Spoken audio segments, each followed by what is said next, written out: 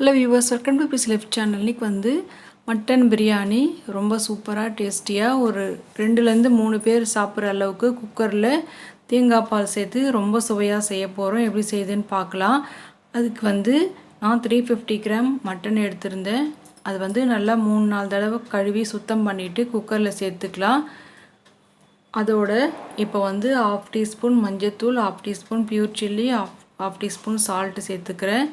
சேர்த்துட்டு அதில் கொஞ்சமாக இஞ்சி பூண்டு பேஸ்ட் 1 ஸ்பூன் சேர்த்துக்கலாம். ஆயில் 2 ட்ராப் விடணும். தண்ணி விட்டுட்டு ஆயில் சேர்த்துக்கலாம் 2 ட்ராப்பு. குக்கர் மூடி போட்டு ஒரு விசில் வந்து சிம் பண்ணி 10 நிமிஷம் இல்லை 15 நிமிஷம் வைக்கலாம். இல்லைனா ஒரு 10 விசில் 8லேருந்து 10 விசில் சவுண்டு வந்தால் அது போல் செய்யலாம். இப்போ தேவையான இன்க்ரீடியன்ஸாக ரெடி பண்ணி வச்சுருக்கேன். வெங்காயம், தக்காளி, புதினா, பச்சை மிளகாய் எல்லாம் சேர்த்து கட் பண்ணி வச்சுருக்கேன். இப்போ வந்து 2 அழகா அரிசி எடுத்திருந்தேன். நல்லா கழுவி ஊற வச்சுருந்தேன். 1/2 ஹவருக்கு கழுவிட்டு நல்ல தண்ணி ஊற்றி ஊற வச்சுட்டேன். இப்போ மட்டன் வெந்துருச்சு. செய்ய ஆரம்பிச்சிடலாம். அதுக்கு முன்னாடி இந்த மட்டனில் சேர்க்கறதுக்கு தேங்காய் பால் 1/2 மூடி சேர்த்துக்கலாம். 1/2 மூடி தேங்காவை எடுத்து ஒரு 5-6 பீஸ் முந்திரி பருப்பு, 2 ஏலக்காய் சேர்த்து அரைச்சி வடிகட்டி எடுத்துக்கலாம். முதல் பால் 2வது பால் சேர்த்துக்கலாம். ஃபில்டர் பண்ணிவிட்டு எனக்கு வந்து ஒரு 3 டம்ளர் வந்தது தேங்காய் பால் எடுத்துக்கிட்டேன்.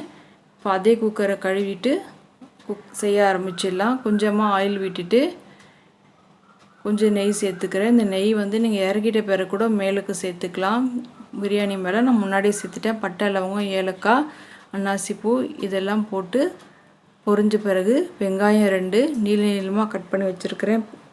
அது சேர்த்த பிறகு நல்லா வதங்கணும். ஓரளவு பெரிய வெங்காயம் தான் இது. பச்சை மிளகா ஒரு 4 முழுசாக போட்டிருக்கேன். இந்த அளவு ப்ரௌனிஷ் கலர் வந்த பிறகு நெக்ஸ்ட்டு இதில் வந்து நம்ம இஞ்சி பூண்டு பேஸ்ட்டு 1 ஸ்பூன் சேர்த்துக்கலாம்.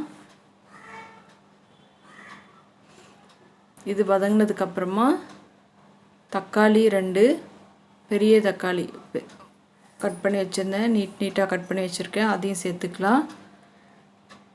இது நல்லா வதங்கிட்ட பிறகு இந்த மாதிரி ஓரளவுக்கு மசிய வதங்கி இருக்கணும். புதினா, கொத்தமல்லி சேர்த்துக்கலாம். கழுவி க்ளீன் பண்ணி கட் பண்ணி வச்சுருக்கிறது சேர்த்துக்கலாம்.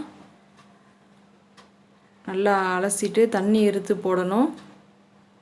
இப்போ இது வதங்கிட்ட பிறகு இதில் வந்து நெக்ஸ்ட் நம்ம என்ன சேர்க்க போகிறோன்னா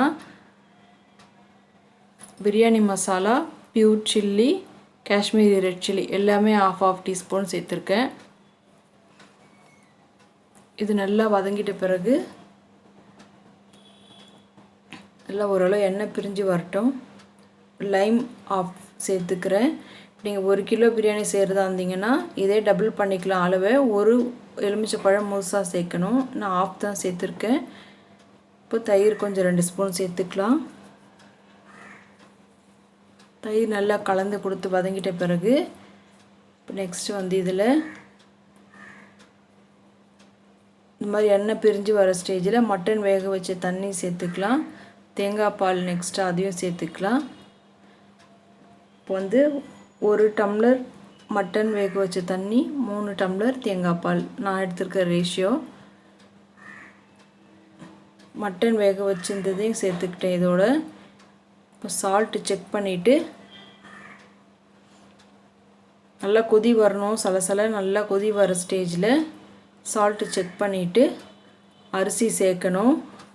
அரிசி போட்டு 80% நல்லா குக் ஆகணும். இது சாரி, இந்த வீடியோ வந்து அரிசி போடுற வீடியோ இதில் கவர் ஆகலை. 80% வெந்துருச்சு. இப்போது அரிசி போட்டு நல்லா கொதிக்கிற ஸ்டேஜில் போட்டு நல்லா 80% வெந்துருச்சு. இப்போ மூடி போட்டு விசில் போட்டு ஃபுல் சிம் பண்ணிடணும். விசில் சவுண்டு வரக்கூடாது. ஒரு 10 நிமிஷம் வெந்தால் போதும். ஏன்னா 80% முன்னாடியே வெந்துட்டதுனால இப்போ ஒரு 10 நிமிஷம் சிம் பண்ணி வெந்துருச்சு. அதுக்கப்புறமா ஒரு 10 நிமிஷம் கழித்து தான் குக்கர் ஓப்பன் பண்ணணும். இப்போ நல்லா வெந்திருக்கு. சூப்பராக வெந்திருக்கு. டேஸ்டியாக இருக்கும். செம்ம டேஸ்ட்டாக இருக்கும். செஞ்சு பாருங்கள். தேங்க்ஸ் ஃபார் வாட்சிங்.